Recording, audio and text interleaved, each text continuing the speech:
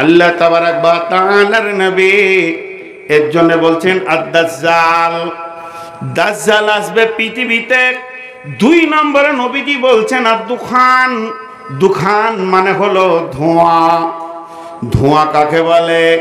লকড়ি জ্বালালে আগুনের উপরে যেটা উঠে সেটা ধোঁয়া, নিচে থাকে আগুন, উপরে উঠে ধোঁয়া। এই ধোঁয়াটা কেমন? তাফসীরে মাজাহিরে লিখছে এই ধোঁয়াটা 40 দিন থাকবে। আমাদের দেশে যেমন শীতের সময় কুয়াশা এসে যায়, একে অপরকে দেখতে পায় না, এই ধোঁয়াটা যখন চলে আসবে পৃথিবীতে, ধোঁয়াটা এত ঘন হবে, এত মজবুত হবে, কাছের লোককে মানুষ দেখতে পাবে না। এই ধোঁয়াতে একে অপরকে চিনতে পারবে না। এই ধোঁয়াটা থাকবে কতদিন? পৃথিবীর বুকে 40 দিন অবস্থান করবে, তারপরে আস্তে আস্তে ধোঁয়াটা কেটে যাবে। এই ধোঁয়ার তাফসীর করতে গিয়ে একজন মুফাসসির বলছে, ভাই রে, ওই ধোঁয়াটা তো ফাঁকা জায়গায় বইবে, মানুষ মানুষকে দেখতে পাবে না। বড় ঝড়ের আগে যেমন হালকা হাওয়া বয়, বড় প্লাবনের আগে যেমন অল্প পানি বয়ে যায়, ওই ধোঁয়া বর্তমানে এসে গেছে। সেই ধোঁয়াটা চোখে আসে নাই, মানুষের দিলের ভিতরে ঢুকে গেছে।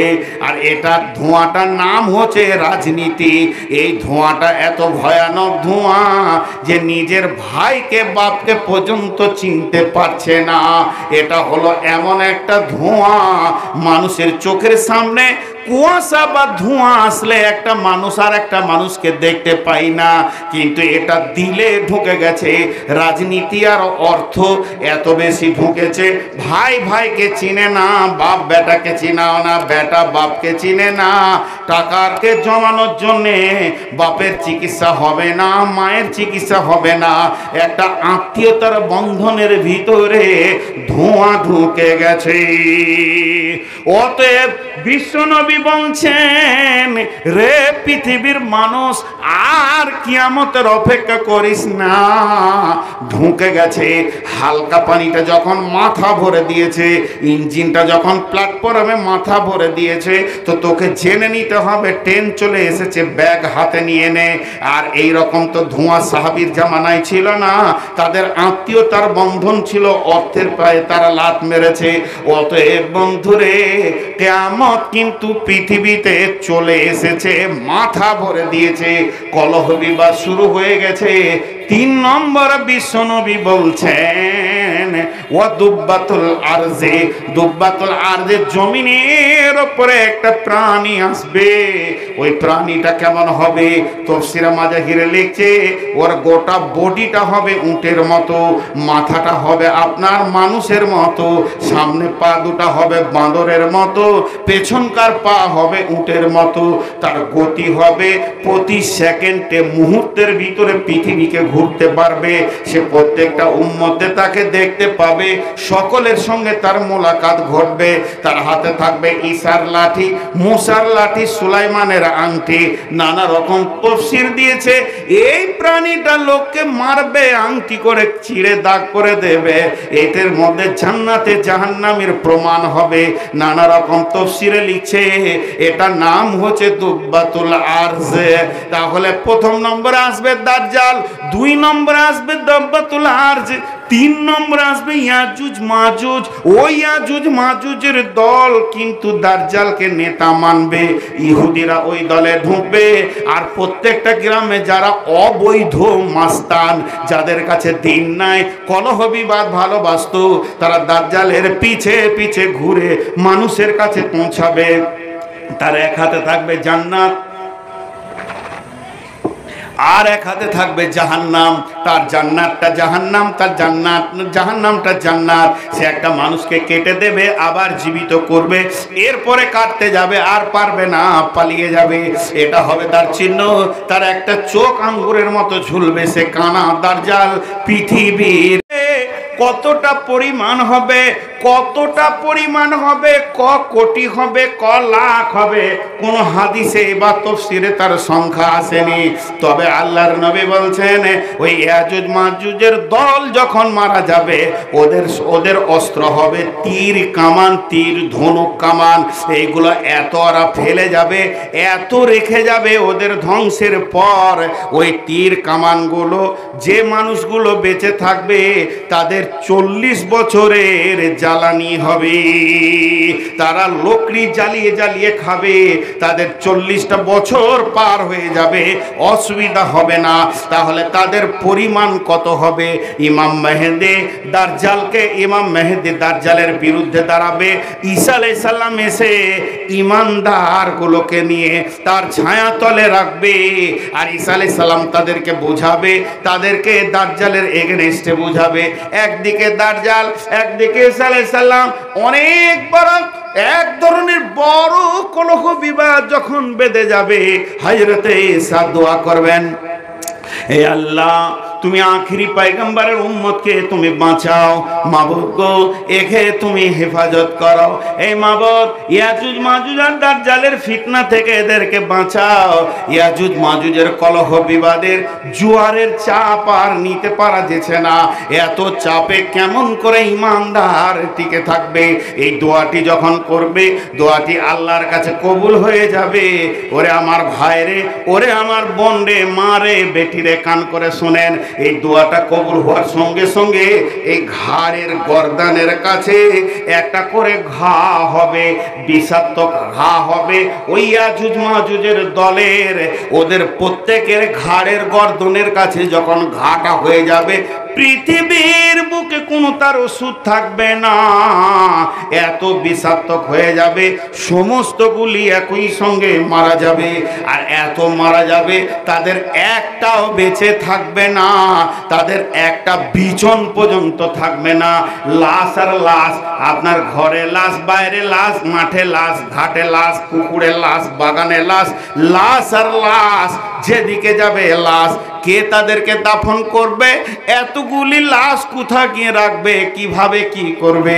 আবার হযরত ঈসা আলাইহিস সালাম দোয়া করবেন, তিরমিজি শরীফের হাদিস, হে আল্লাহ, ইয়াজুজ মাজুজের দল এত লাশে পরিণত হয়েছে, এদের ব্যবস্থা কেমন করে নেবে? মুষ্টিমে কয়েকটা লোক আল্লাহ তুমি ব্যবস্থা করে দাও। যখন এই কথা বলবে, তখন আপনার কিনা সমুদ্রের ভিতর থেকে পাখি উড়ে আসবে। কোথা থেকে আসবে? কোন অজানা দেশ থেকে আসবে, পৃথিবীর কেউ জানবে না।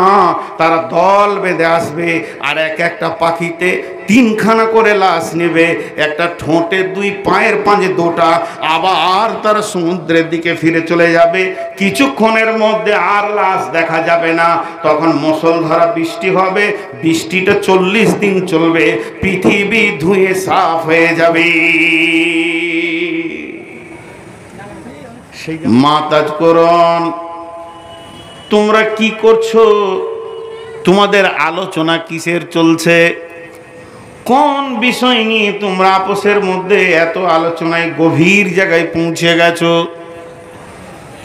তখন সাহাবীদের ভিতরে সকলে একসঙ্গে সমকণ্ঠে বললেন, কলু নাযকুরু সাআতা ইয়া রাসূলুল্লাহ। ও দয়ার নবী, আমরা যে মসজিদে বসে আছি, আল্লাহর ঘরে বসে আছি, ও দয়ার নবী গো, আমরা সংসারের কথা আলোচনা করি নাই, আমরা মার্কেটের কথা আলোচনা করি নাই, ব্যবসা বাণিজ্য চাষবাসের আলোচনা করি নাই। ও দয়ার নবী, আপনি যে কিয়ামতের কথা বলছেন, ওই ভয়াবহ কিয়ামতটা কেমন করে অতিক্রম করব, কিভাবে আল্লাহর সামনে দাঁড়াবো, আর কিভাবে সেই বিষয়টা শুরু হবে, এই নিয়ে আমরা আপোসের মধ্যে এত চিন্তায় পড়ে গেছি, মনে হচ্ছে যেন কিয়ামত এখনই শুরু হয়ে যাবে। আমাদের চেহারাগুলো কালো হয়ে গেছে। ওই চিন্তা করতে করতে আমরা এত গভীরে পৌঁছে গেছি। ও দয়ার নবী গো, কঠিন কিয়ামতের ভয়ে এখন আমরা ভীত সন্ত্রস্ত হয়ে গেছি। আল্লাহর নবী বলছেন, ইন্নাহু লান তাকুমা খবরদার শুনে নাও, ওইটা কোনো দিন কিয়ামত হবে না, কিয়ামত বস্তুটা আসবে না। পৃথিবী ধ্বংসের ব্যাপারে যা বলেছে, এই কিয়ামতটা কোনো দিন হবে না। তোমরা নিশ্চিত হয়ে যাও, কিয়ামত হবে না, হবে না, হবে না। হাত্তা তারাহা আসরাতা আয়াতেন, যতদিন পর্যন্ত তোমরা নিজের দুটি চোখে, এই চামড়ার চোখে 10টা জিনিস পৃথিবীতে না দেখবে, অতদিন পর্যন্ত নিশ্চিত হয়ে যাও কিয়ামত হবে না। জি, তুমি যখন চোখে দেখবে 10টা জিনিস, ওইটার নাম কিয়ামত, ওইটারই নাম কিয়ামত। আসছে, এসে গেছে। হরিশ্চন্দ্রপুরে মাইকে খবর দিচ্ছে 2 নম্বরে রাধিকাপুর আসছে, কামরূপ আসছে। আসছে মানে এখন আসে নাই, আসবে। আর ট্রেনটা দাঁড়িয়ে আছে, তখন আর একবার স্টেশন মাস্টার বলছে 2 নম্বরে কামরূপ এসে গেছে। এই আসছে আর এসে গেছে পার্থক্য আছে। এখন বলা যাবে কিয়ামত আসছে, আর ওই 10টা জিনিস দেখা গেলে বলা যাবে কিয়ামত এসে গেছে। কিন্তু খুব নিকটকে এসে গেছে বলা হয়। এই জায়গাটা একটু মন দিয়ে না শুনলে বুঝতে পারবেন না। মিলনগড় পার হয়ে ট্রেনটা আপনাদের এই ফটক রেল ক্রসিং পার হয়ে প্ল্যাটফর্ম হয়ে আর 100 মিটার আছে ঢুকতে। তো 2 বন্ধু দাঁড়িয়ে আছে, একজন বলছে ওই আসছে, বলছে আসছে লয়, এসি গেছে। তো এই এসি গেছেটাকে ধরতে হবে, আর আসছে বলা যাবে না। অনেক রাস্তাকে পেছনে ফেলে দিয়েছে হরিশ্চন্দ্রপুরের ব্যাপারে, সেই শিয়ালদাতে হাওড়াতে ছেড়েছে, এতটা রাস্তাও পেছনে ফেলেছে। আর 50 হাতে লেগে বলবি যে আসছে, ওটা ধরেলে এসি গেছে। ঠিক এরকম কোনো কোনো ক্ষেত্রে হয়। আপনি 20টা ছেলেকে জমা করতে চাইছেন কোনো একটা কাজে, 15 জন এসছে, 4 জনের এখন ফোন ধরছে না, কোথা গেল। আর একজন ও ফোনটা ধরেছে, বলছে হরিশ্চন্দ্রপুরে আছি, 5 মিনিটে চলে আসছি। তখন আপনাকে জিজ্ঞেস করছে খবিরুদ্দিনের খবর কি, ও ধরেলে এসে গেছে। এই ফোন ট্রেন গাড়ি ছাড়লো, তো এসে গেছে মানে আমাদেরকে ধরে নিতে হবে কিয়ামত এসে গেছে, ঢুকে গেছে। তো এই 10টা কি? নবীজি 1 নম্বরে বলছেন আদ-দাজ্জাল। দাজ্জালটাকে হযরতে জারির রাদিয়াল্লাহু তাআলা আনহু বর্ণনা করেন, যখন আমি ইসলাম কবুল করিনি, আমি মুসলমান হইনি, আমি ইহুদির বাচ্চা, ইহুদি ছিলাম। তখন আমরা একবার সমুদ্র পথে সফর করতে গেছিলাম। আমরা নৌকায় চেপে মাসকে মাস সমুদ্রের পথে চলছিলাম। চলতে চলতে চলতে চলতে এই সমুদ্রের ভিতরে এমন একটা ঝড় আসলো, সমুদ্রের ভিতরে এমন একটা সাইক্লোন এসে গেল, আমাদের নৌকাটা গিয়ে কোনো একটা দ্বীপে আটকে গেল। সেখানে আটকে যাওয়ার পর আমি ওই জায়গাতে গিয়ে আমরা সকলে নৌকাটাকে নঙ্গর করে দিলাম, নৌকাটাকে বেঁধে দিলাম। সেই পাহাড়ের ধার ধরে উঠতে উঠতে গিয়ে ওপরে একটা রাস্তা পেলাম। ওই রাস্তায় গিয়ে দেখছি একটি মানুষ রয়েছে। ওই মানুষের গায়ে লোমগুলো এত বড়, ওর মাথা গোটা বডিতে লোমে ঢাকা আছে, ওকে দেখা যায় না যেটা মানুষ না অন্য কোনো পশু। তো ওই আবার ওই অবস্থায় কথা বলছে, তোমরা কে, তোমরা কোথা থেকে এসেছো? আমরা আমাদের পরিচয় দিলাম, বলে এটা কোন জায়গা? বলে এটা অমুক পাহাড়ে তোমরা পৌঁছে গেছো। বলে এখানে কি দাজ্জাল আছে? বলে একটু আগিয়ে গেলে তোমরা দেখতে পাবে তাকে গুহার ভিতরে বেঁধে রাখা হয়েছে, ওই জায়গায় আছে। হযরতে জারির বলেন, আমি তখনও মুসলমান হইনি, রসুলের হাতে হাত দিয়ে কালেমা পড়িনি। আমরা সেই পাহাড়ের রাস্তা ধরে গিয়ে দেখছি গুহার ভিতরে একটা বিভৎস মানুষ প্রাণীর মতো বাঁধা রয়েছে এবং আমাদের সঙ্গে কথা বলছে। বলে কি আখরি পয়গম্বর এসে গেছে? বলে হ্যাঁ, তাহলে আমার বের হওয়ার সময় হয়ে গেছে। ফোরাত নদীর পানি কি শুকিয়ে গেছে? স্বর্ণের পাহাড় কি বের হয়ে গেছে? এগুলো যখন ঘটবে আমি দাজ্জাল আর এই পাহাড়ের গুহাতে থাকব না, আমি জনসমুদ্রের ভিতর দিয়ে চলে যাব।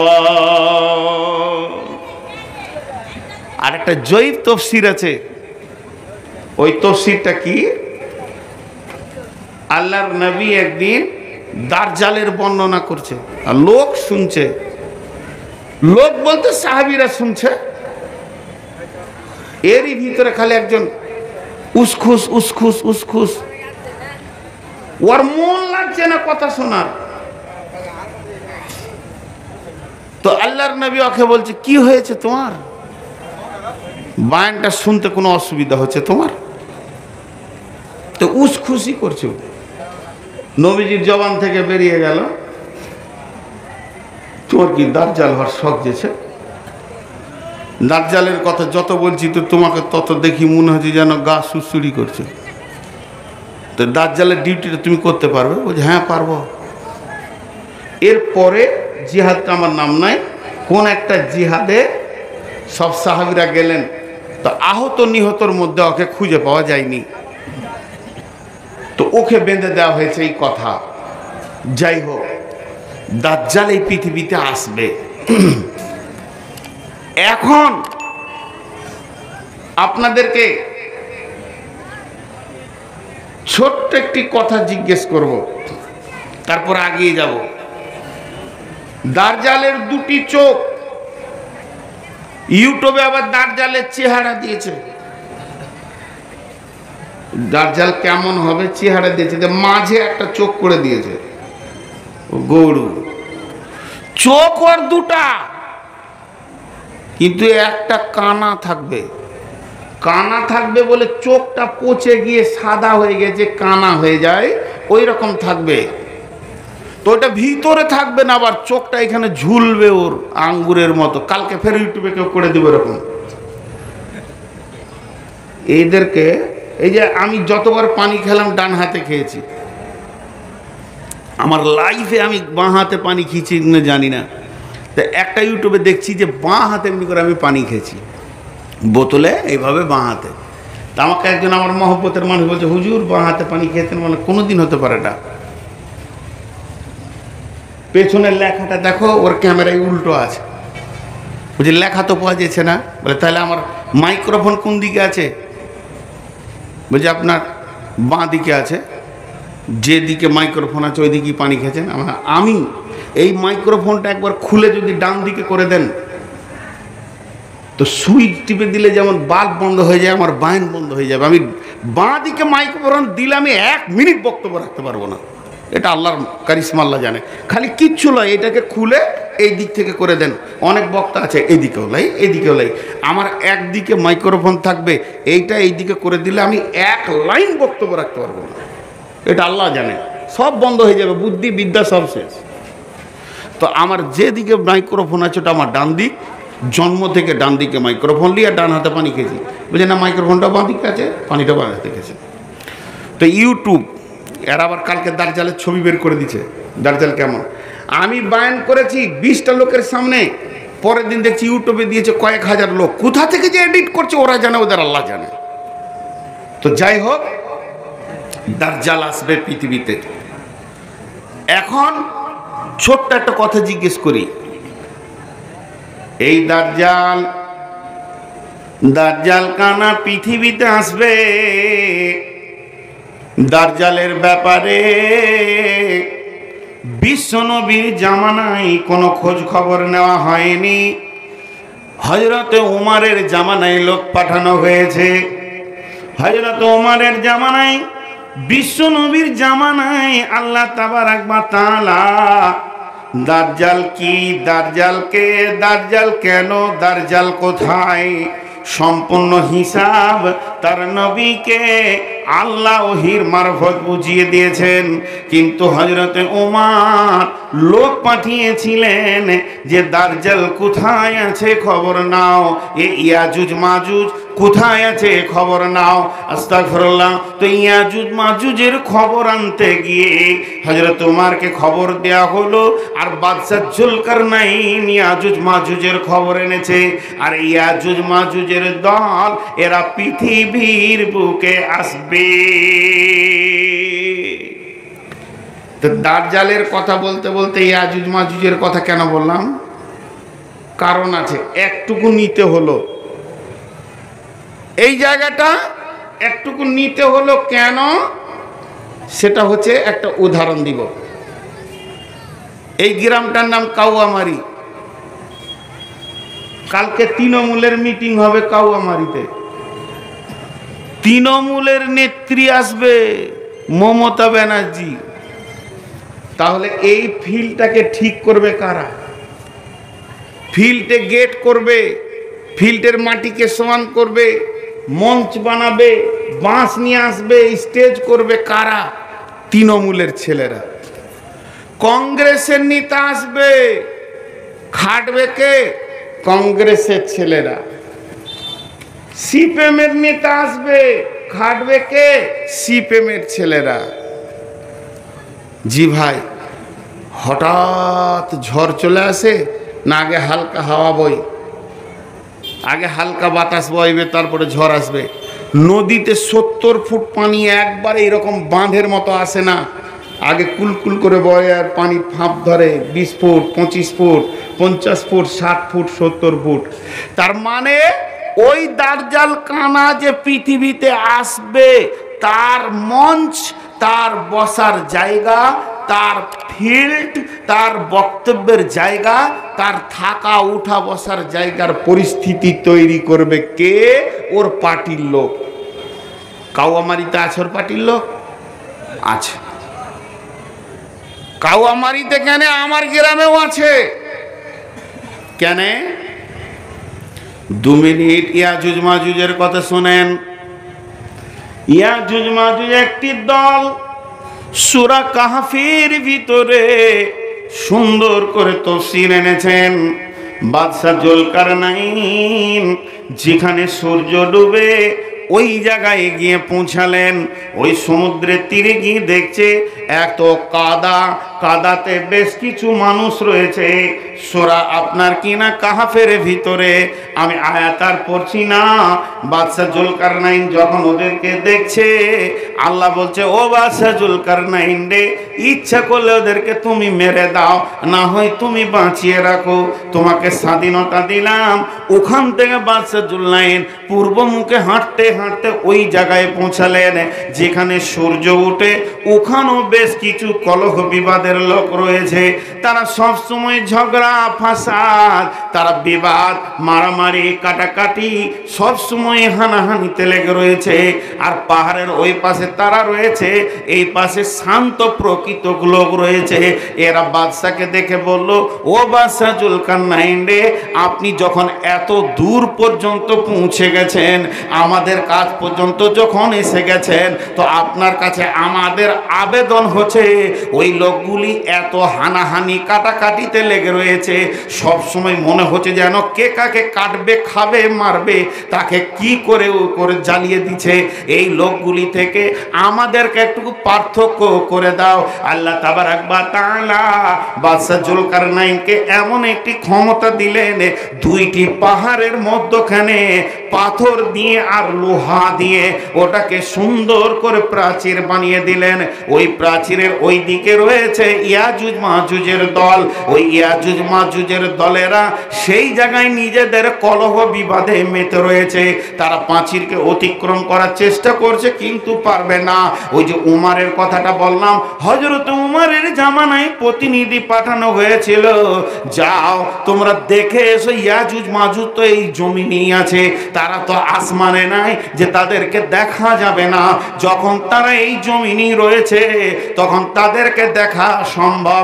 এরকম আগাতে আগাতে তারা যখন পূর্ব উত্তর কোণের দিকে হাঁটতে শুরু করলো, এক জায়গায় গিয়ে তারা বৃহৎ প্রাচীর দেখলো। সেখানে লৌহ বিপণী অনেক বড় বড় মাল পড়ে রয়েছে, কিন্তু ওই প্রাচীরে ছিদ্র দেখা গেছে এবং প্রাচীরের ওই পাশ থেকে আওয়াজ শোনা গেছে। তারা জোর জোর চিৎকার করছে কিন্তু তাদেরকে দেখা যায়নি। মানে এরা প্রাচীর টপকি আর দেখেনি। উমারকে এসে খবর দিলে একটা ছিদ্র পেয়েছি ফোঁটা, আর চিল্লাচিল্লির আওয়াজ পেয়েছি। জি, মানুষে মানুষ খায় আমাদের দেশেই, ওটাও আবার ওই পূব দিকে আছে নাগাল্যান্ড। মানে মানুষে মানুষ খায় আমাদের দেশেই, আর অসভ্য মানুষ আছে ভারতে, এখনো কাপড় পরে না, ন্যাংটা হয়ে ঘুরে, ছেলে পিলে বহু বেটি সব। সেটা কোথায়? আন্দামান দ্বীপপুঞ্জে। তারা জঙ্গলেই থাকে, জঙ্গলেই ঘুরে, জঙ্গলি মানুষ। তো এই আজীব দেশ, তো ওই দেশে মানুষে মানুষকে কেটে খায়। তো ওই কাছাকাছি হলো, তাদেরকে ইয়াজুজ মাজুজের হাওয়া লেগেছে, তাছাড়া মানুষ খাবে কেন? তা ওই দেশে পাওয়া গেছে। সম্ভাব্য, এটা কোনো হাদিস কোরআন থেকে বলছি না, আমি আমার চিন্তার চেতনার কথা বলছি, ভাববেন না যে এটা বুখারীর কথা। সম্ভাব্য ওরা জাপানের পরে আছে, জাপান চীন পার হয়ে গেলেই ওদেরকে পাওয়া যাবে। আর ওরা চীনের কাছাকাছি আছে বলি ইয়াজুজ মাজুজের তাপ ওই চীনকে লেগেছে। সারা বছর খালি কাকে মারবো আর কাকে কাটবো, চেহারা নাই, ঝগড়া করতে খুব ভালোবাসে, কাকে মারবো কাকে কাটবো ওই চীন। কারণ ওদের কাছাকাছি, মানে যার পাশে যে থাকবে তাপ তার বেশি খানিক লাগবে। এখন কাউয়ামারিতে আছে কি না? এবার তো ভেজাল হলো, চীনে থাকতে থাকতে এখানে ঢুকে গেল। সহজ করে আপনারা হ্যাঁ বলবেন আর না বলবেন, দেখবেন প্রতিটি গ্রামে, আপনার গ্রামের কথাটা আমি বলবো না, আমি নিজেরটা বলছি, 2টা 5টা 10টা বদমাস ছেলে আছে, তাদের কাজই হচ্ছে খালি ঝগড়া লাগানো। গায়ে ঝগড়া লাগাবে, একে ওর সঙ্গে লাগাবে, ওকে ওর সঙ্গে লাগাবে, ফের ও যে মাস্তানি করে বিচার করবে। এই শ্রেণীর লোক আছে কি না? আরে হ্যাঁ না বলে না, অনেক আছে। এটাকে জমা রাখেন, চলেন চলে যাই ইসরায়েল। ইসরায়েলের কাজ কি? জি, ঝগড়া করা। ঠিকই বলেছেন, ইসরায়েলের কাজ কি? ঝগড়া করা। সারা দুনিয়া দখলদারি ইসরায়েল কেন বলে বুঝেন?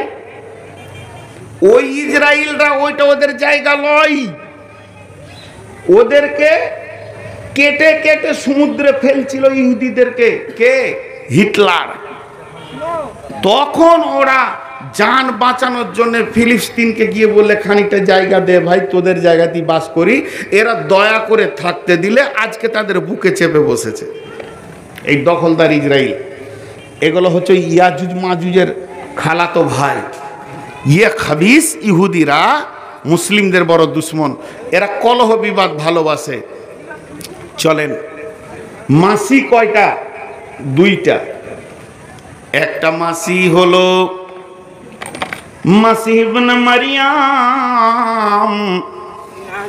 মাসিহ ইবনে মারিয়াম, মারিয়ামের বেটা ঈসা নবীকে মাসি বলা হয়। আরেকবার বলছে মাসি হলো 2টা, মাসিহ ইবনে মারিয়াম মানে মারিয়ামের বেটা ঈসা মাসি। আর একটা মাসি হচ্ছে দাজ্জাল। আল্লাহর নবী বলছেন প্রতিটি ওয়াক্তে তোমরা দাজ্জালের কাছ থেকে মাপ চাও, দাজ্জালের ফিতনা থেকে মাপ চাও। পৃথিবীর বড় ফিতনা দাজ্জালের ফিতনা। আল্লাহুম্মা ইন্নী আউযু বিকা মিন ফিতনাতিল মাসিহিদ দাজ্জাল। দাজ্জালকেও মাসিহ বলা হয়। মাসিহিদ দাজ্জাল আর মাসিহ ইবনে মারইয়াম, একটা হলো ঈমানদার আর একটা হলো বেঈমান। মাসিহ ইবনে মারইয়াম হলো নবী, মাসিহ ইবনে মারইয়াম হলো তিনি একজন আল্লাহর নবী। তিনি ঈসা মাসিহ, তিনি একজন নবী, তিনি একজন পয়গম্বর। নুজুল ঈসা ইবনে মারইয়ামা দে দুইটি ফেরেশতার কাঁধে হাত রেখে পশ্চিম দক্ষিণ কোণে চতুর্থ আসমান থেকে, যেমন আপনার প্লেন থেকে হেলিকপ্টার থেকে প্যারাশুট দিয়ে লোক নিচে নামে, অমনি দুটি ফেরেশতার কাঁধে হাত রেখে তত্তর করে হযরতে ঈসা আলাইহিস সালাম নামবেন। এর জন্য মাসিহ ইবনে মারইয়াম আর মাসিহ ইবনে দাজ্জাল, এ বেঈমান দাজ্জাল যখন পৃথিবীতে আসবে তখন প্রথম একে জায়গা দেবে কে? একে ভালোবাসবে কে? ওই বেঈমান ইসরাইলের ইহুদিরা। ইহুদিরা অপেক্ষায় আছে আমাদের মাসি কখন আসবে, আর নাসারারা অপেক্ষায় আছে আমাদের মাসি কখন আসবে। নাসারা বলতে খ্রিস্টান, আর ইহুদি খ্রিস্টানেরা সব ঈসার হাতে হাত দিয়ে কালেমা তাইয়্যিবা পড়ে মুসলিমে ঢুকে যাবে। কিয়ামতের শুরুতেই এরা মুসলিমের ভিতরে এসে যাবে, আর ইহুদিরা ওই কানা দাজ্জালকে মাসি বলে ওর পাছাতে ঘুরে কলহ বিবাদে মেতে যাবে। যখন ওরা কলহ বিবাদে মেতে যাবে তখন আপনার গ্রামে, আমার গ্রামে, ওর গ্রামে, তার গ্রামে, আর কাউয়ামারিতে, হরিশ্চন্দ্রপুরে, রাঙ্গাইপুরে আর বালাপাথরে বলেন, এই এলাকায় যত ওই ধরনের কলহ বিবাদ করা ছেলে আছে এরা দল বেঁধে কানা দাজ্জালের দলে ঢুকে যাবে। আর যেগুলো থাকবে ইমানদার, পরেজগার, সাদা সিধে, চরখানেওয়ালা, মারখানেওয়ালা, কারো গায়ে হাত তুলবে না, এরা দল বেঁধে মাসিহ ইবনে মারইয়াম হযরতে ঈসার দলে ঢুকে যাবে। হবে এটা প্রতিটি গায়ে দেখবেন 4-5টা মাস্তান আছে, খালি এরকম মোচে হাত দিচ্ছে, কেউ এটা এদের কাজ। খামকায় চিল্লাচিল্লি নাই, 4 জন মানবো খামকায়। হ্যাঁ, একটা ছেলে আমাদের ওখানে বসে বসে চা খেতে, চায়ের দোকানে পেছন থেকে একটা সব সাউন্ড এলো জোরে, 2 জন চিল্লাচিল্লি করছে, তুই চা খেতে খেতে বলছে মার্শাল মানে ফেলে, ওকে অ্যাকশন লেগে গেছে। তো এ হলো দাজ্জাল, পৃথিবীতে আসবে, ইয়াজুজ মাজুজ আসবে। 10টা কথার মধ্যে 3-4টা কি ঘোরাচ্ছি ঘুরিয়ে ঘুরিয়ে। দাজ্জাল যখন এসে যাবে তখন ইয়াজুজ মাজুজ আসবে। আর দাজ্জাল আর মাসিহ ইবনে মারইয়ামের আগে আসবে কে? ইমাম মেহেদী।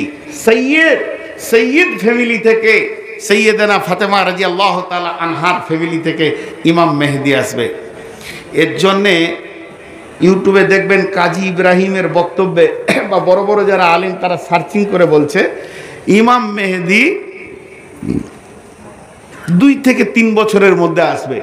এটা আইডিয়া, এটা খবরদার ভাববেন না যে অরিজিনাল, কারণ আমি ওনাদের কথাটাও যদি বলছি তো তাও আইডিয়া। কেন? মুফাসসিরিনদের মত হচ্ছে যে 14 বছর মুসলিমদের উপরে জুলুম চলবে। ক বছর?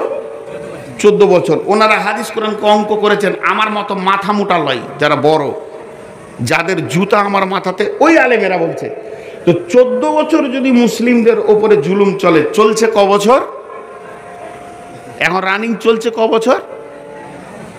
9 বছর হলো, 9 বছর কিংবা 8 বছর। 14 থেকে শুরু হয়েছে, 14 সাল থেকে খুব ভয়ানক শুরু হয়েছে, তাহলে 6, 7, 8 বছর চলছে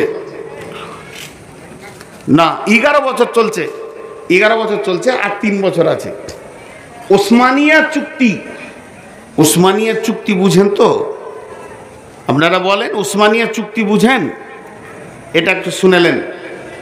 একটা চুক্তি ছিল 200 বছরের, সেটা হচ্ছে ফোরাত নদী আর একটা নদী কি আছে ওই আটলান্টিক মহাসাগরের সঙ্গে জড়িত আছে, এই 2টি নদীর চুক্তি ছিল 200 বছর।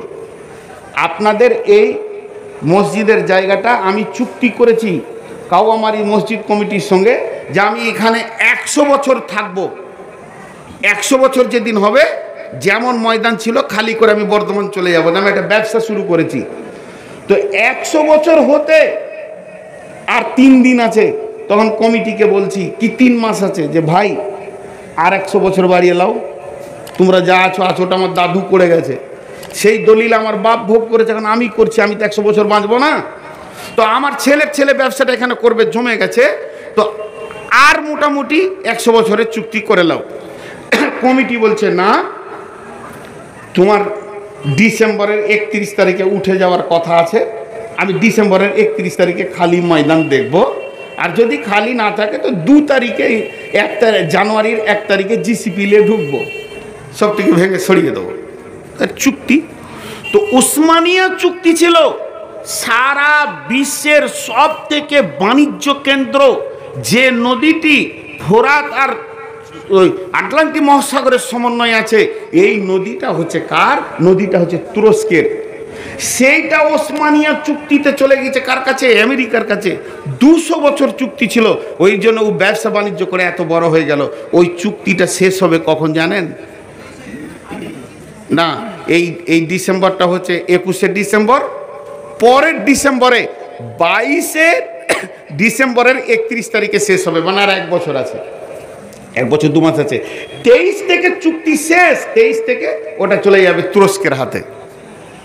এখন তুরস্ক হবে মাস্তান, তুরস্ক হবে মাস্তান, আর আমেরিকা হবে জুজু, আর এমনি তো তালেবানরা পিটিয়ে কুত্তা মারা করে তেড়ে দিলে, কুত্তা মারা করে। তো জেনে নেন, এই অঙ্কগুলো বলছি তার একটাই কারণ, 2023 সালে সারা পৃথিবীতে ইসলামের জয় জয়কার চলবে, জোরে বলেন ইনশাআল্লাহ। সারা পৃথিবীতে চলবে, সেদিন কেউ পালাবার রাস্তা পাবে না, আমেরিকাও পালাবার রাস্তা পাবে না। আর আমাদের দেশের 2-3টে কুত্তা আছে, এগুলো যে কোথায় যাবে ওরা আল্লাহই জানে, ওদের চেহারা আর কুত্তার চেহারা বাড়াবার। তো আল্লাহ তাবারাক ওয়া তাআলার নবী এর জন্য বলছেন আদ-দাজ্জাল, দাজ্জাল আসবে পৃথিবীতে। 2 নম্বরে নবীজি বলছেন আদ-দুখান, দুখান মানে হলো ধোঁয়া। ধোঁয়া কাকে বলে? লকড়ি জ্বালালে আগুনের উপরে যেটা উঠে সেটা ধোঁয়া, নিচে থাকে আগুন, উপরে উঠে ধোঁয়া। এই ধোঁয়াটা কেমন? তাফসীরে মাজাহিরে লিখছে এই ধোঁয়াটা 40 দিন থাকবে।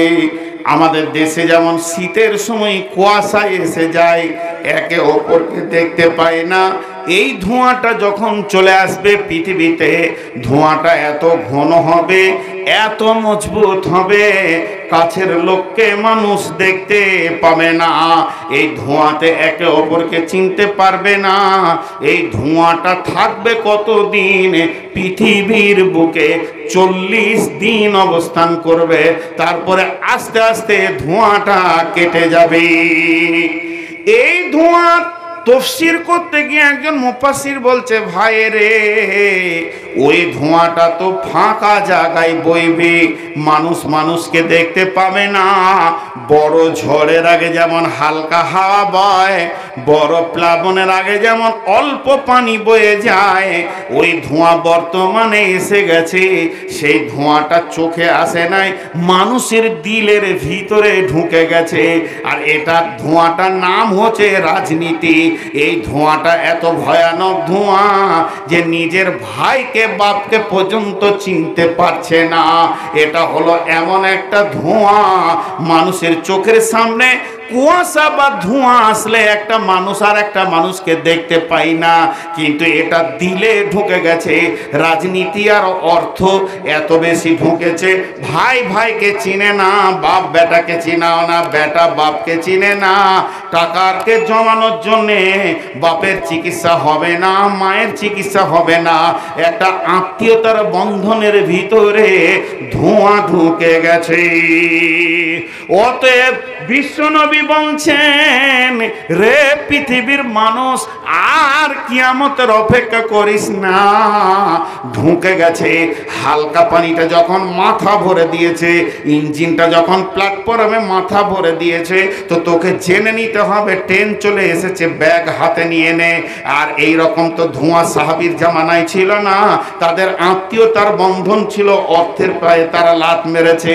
অতএব বন্ধুরে, কিয়ামত কিন্তু পৃথিবীতে চলে এসেছে, মাথা ভরে দিয়েছে, কলহ বিবাদ শুরু হয়ে গেছে। 3 নম্বর বিশ্বনবী বলছেন, ওয়া দুব্বাতুল আরজে, দুব্বাতুল আরজে, জমিনের উপরে একটা প্রাণী আসবে। ওই প্রাণীটা কেমন হবে? তাফসীরে মাজাহিরে লিখছে, ওর গোটা বডিটা হবে উটের মতো, মাথাটা হবে আপনার মানুষের মতো, সামনে পা দুটা হবে বাঁদরের মতো, পেছনকার পা হবে উটের মতো। তার গতি হবে প্রতি সেকেন্ডে, মুহূর্তের ভিতরে পৃথিবীকে ঘুরতে পারবে। সে প্রত্যেকটা উম্মতে তাকে দেখতে পাবে, সকলের সঙ্গে তার মোলাকাত ঘটবে। তার হাতে থাকবে ঈসার লাঠি, মুসার লাঠি, সুলাইমানের আংটি, নানা রকম তাফসীর দিয়েছে। এই প্রাণীটা লোককে মারবে, আংটি করে ছিঁড়ে দাগ করে দেবে। এদের মধ্যে জান্নাতে জাহান্নামের প্রমাণ হবে। নানা রকম তাফসীরে লিখছে, এটা নাম হচ্ছে দুব্বাতুল আরজ। তাহলে প্রথম নম্বরে আসবে দাজ্জাল, 2 নম্বরে আসবে দুব্বাতুল আরজ, 3 নম্বরে আসবে ইয়াজুজ মাজুজ। ওই ইয়াজুজ মাজুজের দল কিন্তু দাজ্জালকে নেতা মানবে, ইহুদিরা ওই দলে ঢুকবে। আর প্রত্যেকটা গ্রামে যারা অবৈধ মাস্তান, যাদের কাছে দিন নাই, কলহ বিবাদ ভালোবাসতো, তারা দাজ্জালের পিছে পিছে ঘুরে মানুষের কাছে পৌঁছাবে। তার এক হাতে থাকবে জান্নাত, আর এক হাতে থাকবে জাহান্নাম। তার জান্নাতটা জাহান্নাম, তার জান্নাত জাহান্নামটা জান্নাত। সে একটা মানুষকে কেটে দেবে, আবার জীবিত করবে, এরপরে কাটতে যাবে, আর পারবে না, পালিয়ে যাবে। এটা হবে তার চিহ্ন। তার একটা চোখ আঙ্গুরের মতো ঝুলবে, সে কানা দাজ্জাল। পৃথিবীর কতটা পরিমাণ হবে, কতটা পরিমাণ হবে, ক কোটি হবে, ক লাখ হবে, কোন হাদিসে বা তাফসীরে তার সংখ্যা আসেনি। তবে আল্লাহর নবী বলছেন, ওই ইয়াজুজ মাজুজের দল যখন মারা যাবে, ওদের অস্ত্র হবে তীর কামান, তীর ধনুক কামান। এইগুলো এত ওরা ফেলে যাবে, এত রেখে যাবে, ওদের ধ্বংসের পর ওই তীর কামানগুলো, যে মানুষগুলো বেঁচে থাকবে তাদের 40 বছরের জ্বালানি হবে। তারা লকড়ি জ্বালিয়ে জ্বালিয়ে খাবে, তাদের 40টা বছর পার হয়ে যাবে, অসুবিধা হবে না। তাহলে তাদের পরিমাণ কত হবে? ইমাম মেহেদী দাজ্জালের বিরুদ্ধে দাঁড়াবে। ঈসা আলাইহিস সালাম এসে ঈমানদারগুলোকে নিয়ে তার ছায়াতলে রাখবে, আর ঈসা আলাইহিস সালাম তাদেরকে বোঝাবে, তাদেরকে দাজ্জালের এগেনস্টে বোঝাবে। একদিকে দাজ্জাল, একদিকে ঈসা আলাইহিস সালাম। অনেক বড় এক ধরনের বড় কলহ বিবাদ যখন বেঁধে যাবে, হযরতে ঈসা দোয়া করবেন, হে আল্লাহ, তুমি আখিরি পয়গম্বরের উম্মতকে তুমি বাঁচাও, মাবুদ গো, একে তুমি হেফাজত করো। এই মাবুদ, ইয়াজুজ মাজুজ আর দাজ্জালের ফিতনা থেকে এদেরকে বাঁচাও। ইয়াজুজ মাজুজের কলহ বিবাদের জোয়ারের চাপ আর নিতে পারা যাচ্ছে না। এত চাপে কেমন করে ঈমানদার টিকে থাকবে? এই দোয়াটি যখন করবে, দোয়াটি আল্লাহর কাছে কবুল হয়ে যাবে। ওরে আমার ভাইরে, ওরে আমার বোন রে, মা রে, বেটি রে, কান করে শুনেন। এই দোয়াটা কবুল হওয়ার সঙ্গে সঙ্গে এই ঘাড়ের গর্দানের কাছে একটা করে ঘা হবে, বিষাক্ত ঘা হবে। ওই ইয়াজুজ মাজুজের দলের, ওদের প্রত্যেকের ঘাড়ের গর্দনের কাছে যখন ঘাটা হয়ে যাবে, পৃথিবীর বুকে কোনো তার ওষুধ থাকবে না, এত বিষাক্ত হয়ে যাবে, সমস্ত গুলি একই সঙ্গে মারা যাবে। আর এত মারা যাবে, তাদের একটাও বেঁচে থাকবে না, তাদের একটা বিচন পর্যন্ত থাকবে না। লাশ আর লাশ, আপনার ঘরে লাশ, বাইরে লাশ, মাঠে লাশ, ঘাটে লাশ, পুকুরে লাশ, বাগানে লাশ, লাশ আর লাশ, যেদিকে যাবে লাশ। কে তাদেরকে দাফন করবে? এত এতগুলি লাশ কোথা গিয়ে রাখবে, কিভাবে কি করবে?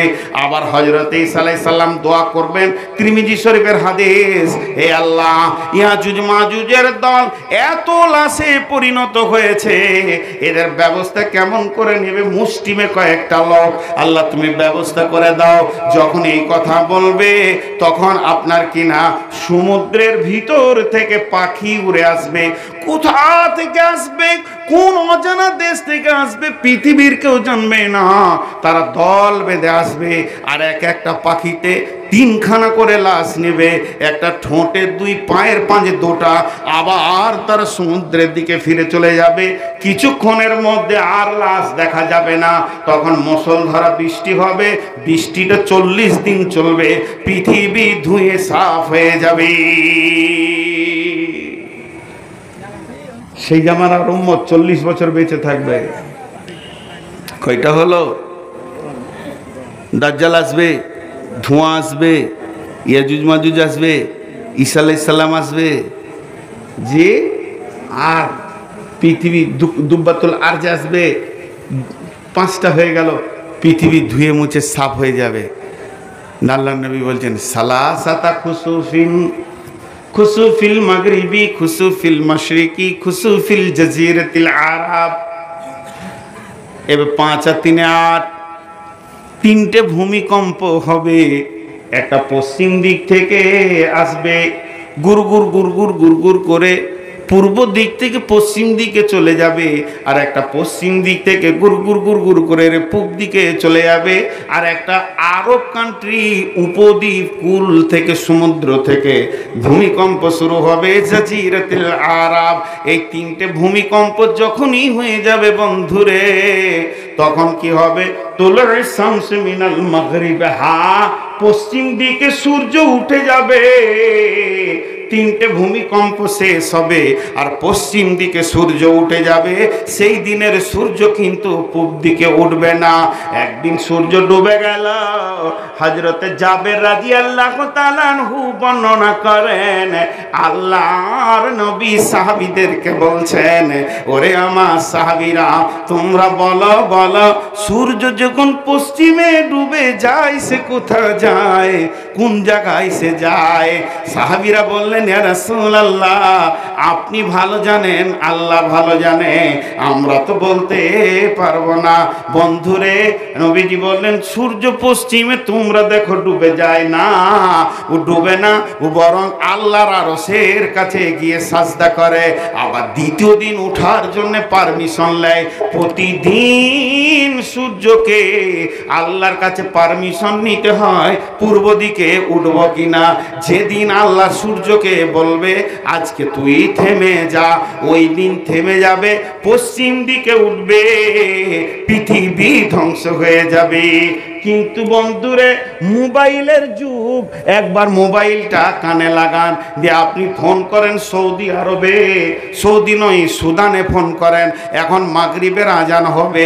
এরপরে ফোন করেন আমেরিকাতে, বেলা 12টা বাজছে, সূর্যর খবর 24 ঘন্টা নেওয়া যাবে, সে আছে। তাহলে কেমন করে সে আরশের কাছে যায়? বন্ধুরে আমার, যখন কামরূপ পার হয়ে যায় আপনার মিলন ঘরে ভালুকা রোডে, স্টপেজ নাই, দাঁড়াই না শতাব্দী, আপনার কিনা দাঁড়াবে না হরিশ্চন্দ্রপুরে, কিন্তু স্টেশনের পারমিশন ছাড়া পেরোতে পারবে না। ওই সিগন্যালটাই হলো লাল আর সবুজ। সবুজ সিগন্যাল মানে শতাব্দী, তুমি পেরিয়ে যাও, লাইন ক্লিয়ার আছে। আর যেদিন লাল সিগন্যাল করে দেবে সেদিন আর শতাব্দী পেরোতে পারবে না।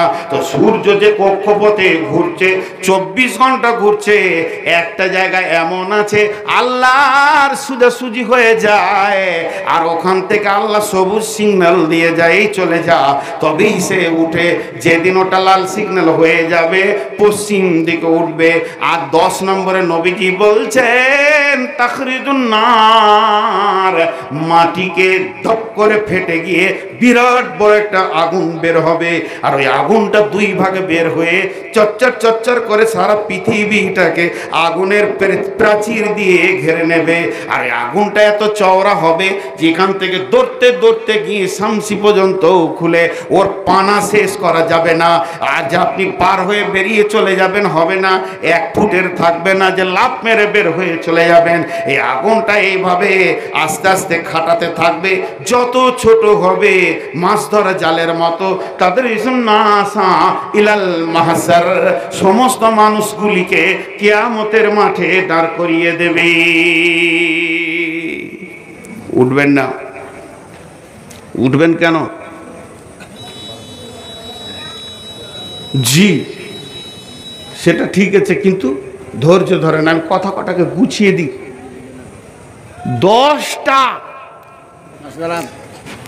1 নম্বরে দাজ্জাল, 2 নম্বরে ধোঁয়া, 3 নম্বরে দাব্বাতুল আরজ, প্রাণীটা পৃথিবী ঘুরবে, 4 নম্বরে ইয়াজুজ মাজুজ, 5 নম্বরে কি ধোঁয়া, দুখান ধোঁয়া, দাজ্জাল, ধোঁয়া, ইয়াজুজ মাজুজ।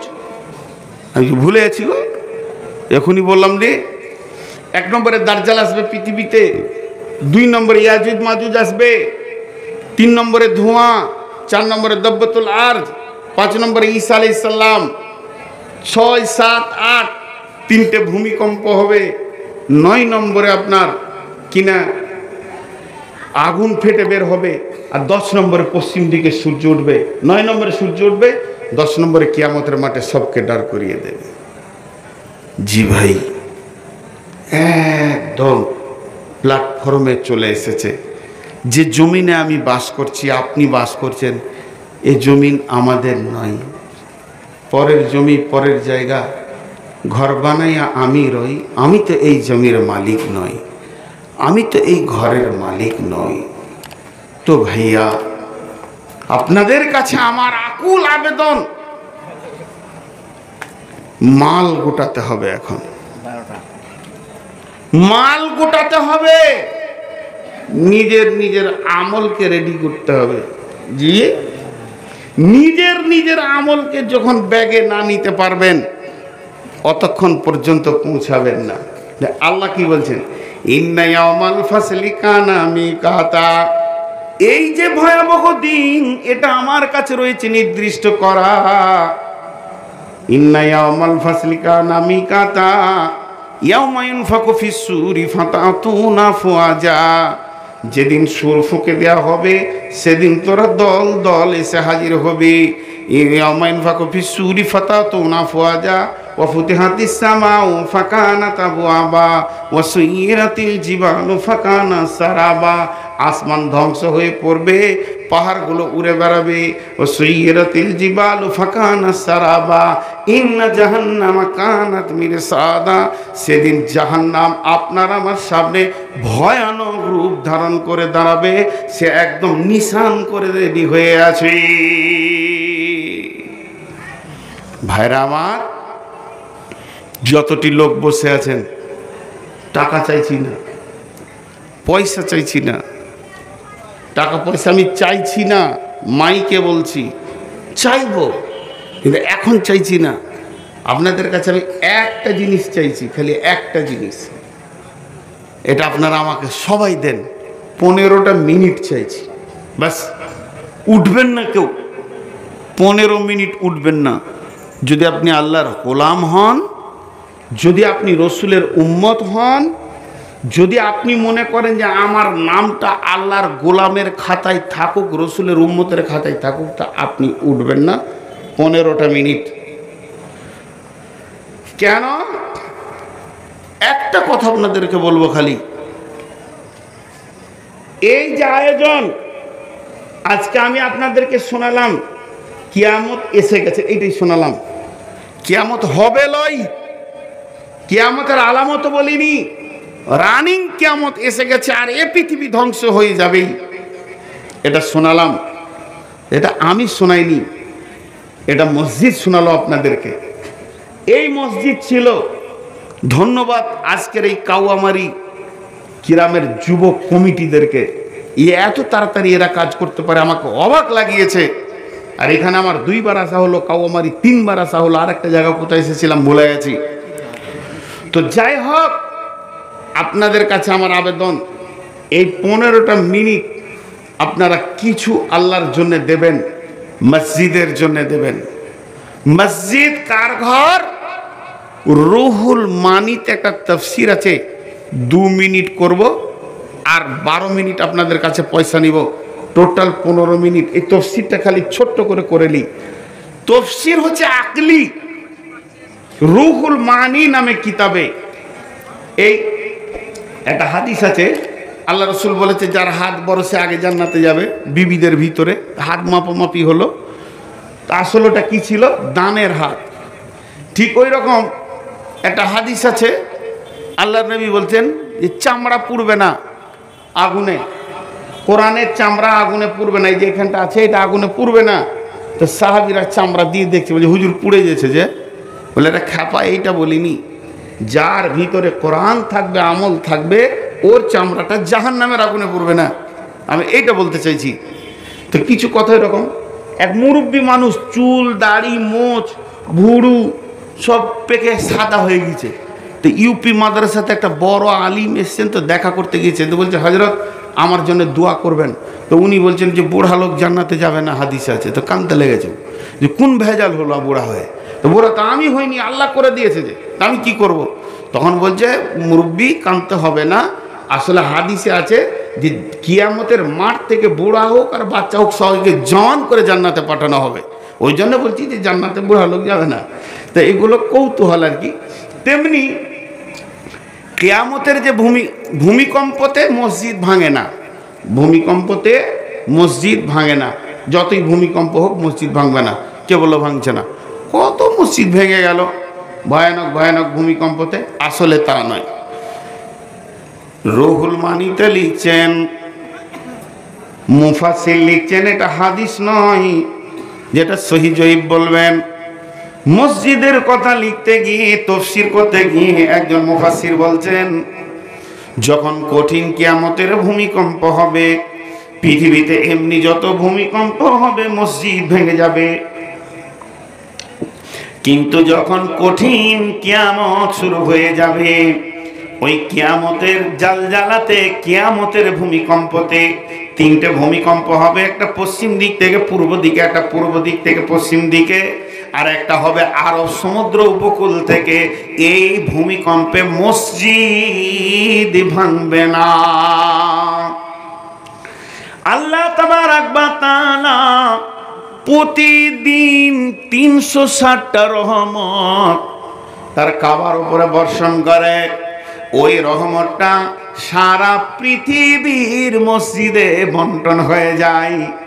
তেমনি বন্ধুরে, যেদিন কিয়ামত করবেন আল্লাহ, ভূমিকম্প শুরু করবেন, যেদিন ইসরাফিল সুর ফুঁকবে, আর পৃথিবী বাড়ি ঘর বিল্ডিং থাকবে না, উড়ে যাবে, পুড়ে যাবে, ধ্বংস হয়ে ময়দান হয়ে যাবে।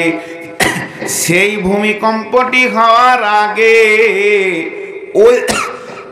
ওই ভূমিকম্পটা হওয়ার আগে পৃথিবীর যত মসজিদ আছে, ওই মসজিদের জায়গাগুলো সহ মসজিদকে আল্লাহ তুলে নেবেন ফেরেশতা দিয়ে।